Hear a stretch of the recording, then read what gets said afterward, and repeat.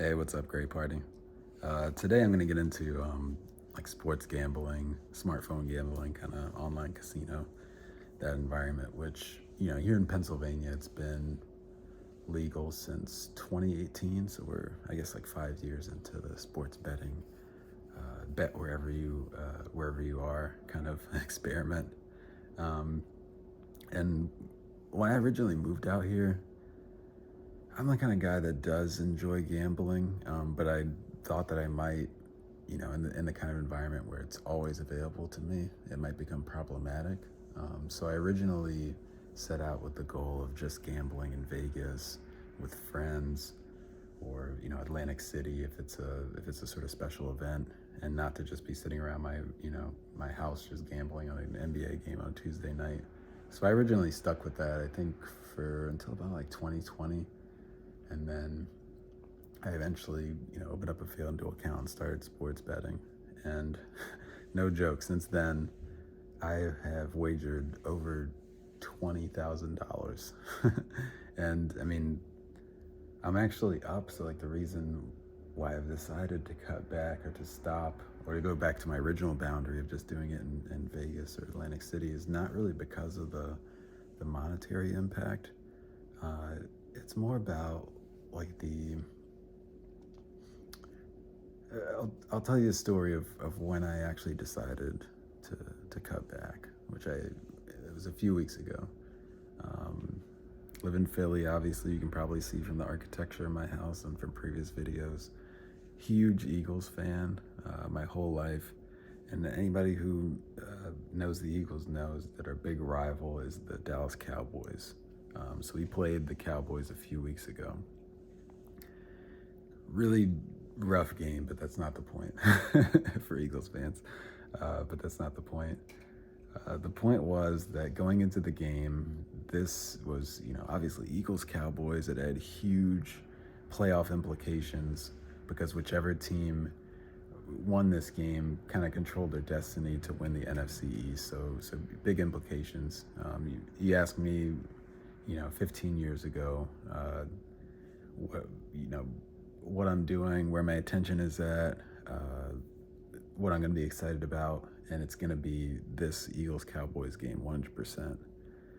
But come game time, like, that wasn't enough for me, and I literally ended up playing like a poker tournament during the game. So I'm just like glancing up at the game, glancing down at the poker tournament, getting all fired up about the game and the poker tournament itself, getting in a really bad mood. And after that, I just, in a sort of sobering moment, I was just thinking, like, Jesus, man, like, Eagles Cowboys with playoff implications is not enough for me now. Like, I need more action. Like, it just felt a little insane. So it was, it was a very sobering moment for me. So, we're about 2-3 weeks away from that, and I haven't, done any online gambling in that period.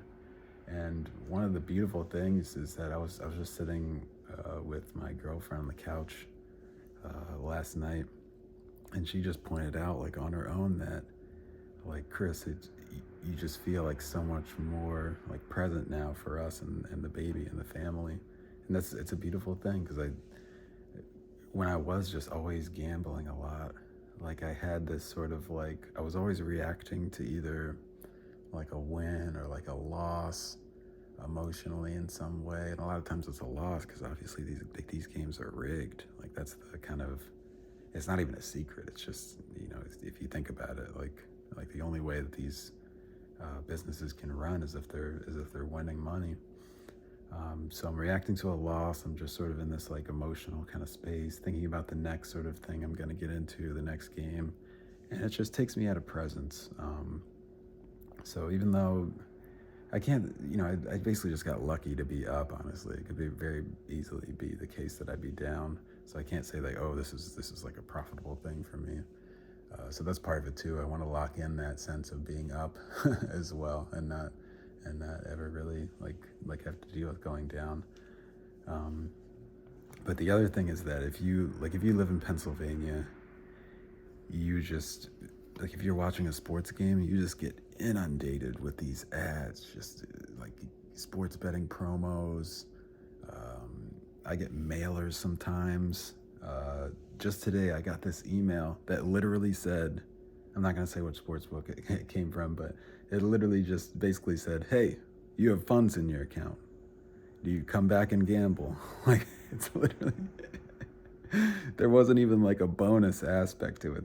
They weren't even like hiding the ball or anything. It's just saying, "Hey, there's funds in your account. Like, we're gonna grab them. Come back and gamble so we can take them."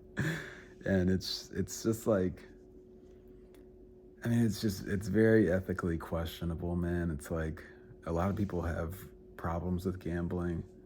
I would say that on some point of the spectrum, have a problem with gambling because of what I described, where, when I engage with it, I get really obsessed with it, and it affects me emotionally, and that, of course, has an effect on the kind of energy I bring to my family at home. So, but I mean, a lot of people have sort of like financial problems with it, where they can't stop, or like they keep on chasing the losses, and it can really have like an effect on their lives. But the other thing for me too is just describing the way in which these like sports books just enter your space of attention and just offer this action just constantly. Like that email. Like I woke up in the morning and I have a company that's just jumping into my attention space and saying, "Hey, gamble, like spend your time gambling. You know, over the long run, they're gonna take winnings from that." And it speaks to the sort of broader need these days to build, build a fortress or like a castle for the most precious thing that you own, which is your attention and your presence. I mean, a lot of times in my life, I've just been just an open book where anybody can kind of jump in and just grab my attention or grab my time. Like I would wake up in the morning and I know there'd be like a poker tournament at a certain time, and I just wake up and it's like, oh, yep, spending the next 2-3 hours playing this poker tournament. But I'm trying to build like kind of a safe box, put the attention in a little lock box, build a castle around that, put a moat around that castle, so that inside that kind of safe area with the people around me that I love and the people that I care about and just my sort of intentions of who I want to be in the world, I can, direct that attention a little bit better and kind of get those beautiful moments like with my girlfriend, where she tells me like, "Hey, Chris, you've been present," and we can see the impact that has on the family. So that's about it for me.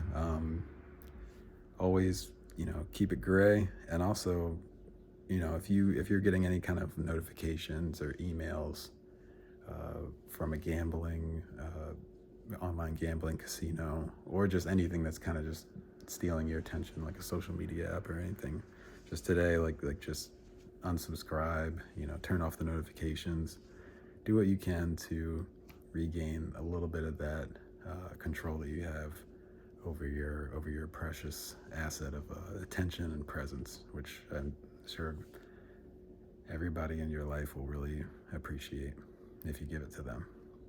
All right, peace.